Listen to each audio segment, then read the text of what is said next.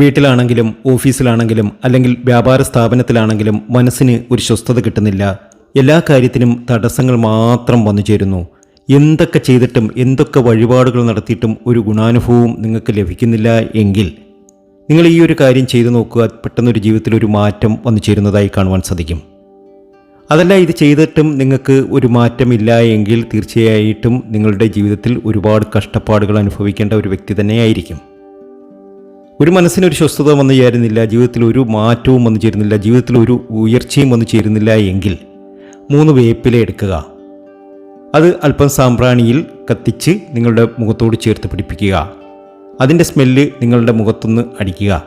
അതിനുശേഷം 3 ദിവസം ഇങ്ങനെ ആവർത്തിച്ച് ചെയ്യുക.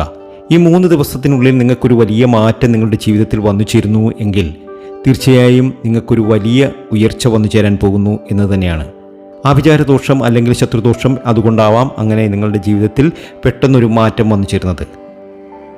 അതല്ല, നിങ്ങൾ ഈ 3 ദിവസം ചെയ്തിട്ട് നിങ്ങൾക്ക് കഷ്ടപ്പാടുകളും ബുദ്ധിമുട്ടുകളും ആണ് എങ്കിൽ നിങ്ങളുടെ കർമ്മഫലത്തിൻ്റേതായിരിക്കും.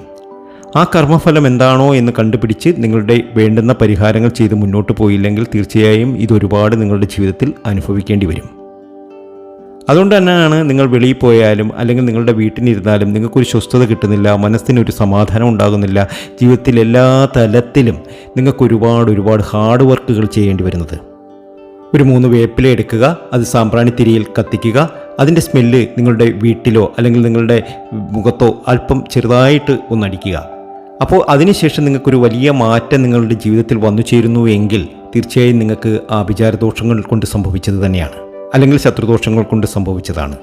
അത് മാറിക്കിട്ടുവാൻ വേണ്ടിയിട്ട് തീർച്ചയായും ചില വഴിപാടുകളും കാര്യങ്ങളും ഒക്കെ ചെയ്യണം. ചെയ്ത് മുന്നോട്ട് പോവുകയാണെങ്കിൽ ഈ പ്രശ്നങ്ങളിൽ നിന്നുമൊക്കെ നിങ്ങൾക്ക് രക്ഷപ്പെടാൻ, വളരെ പെട്ടെന്ന് രക്ഷപ്പെടുവാൻ സാധിക്കും. അതല്ല, ഇത് ചെയ്തിട്ടും നിങ്ങൾക്ക് വലിയ കഷ്ടപ്പാടുകളും ബുദ്ധിമുട്ടുകളും ഒക്കെയാണ് എങ്കിൽ അത് കർമ്മഫലം തന്നെയായിരിക്കാം. കർമ്മഫലത്തിന് ഉചിതമായ പരിഹാരങ്ങളുണ്ട്. ആ പരിഹാരങ്ങൾ ചെയ്ത് മുന്നോട്ട് പോകണം.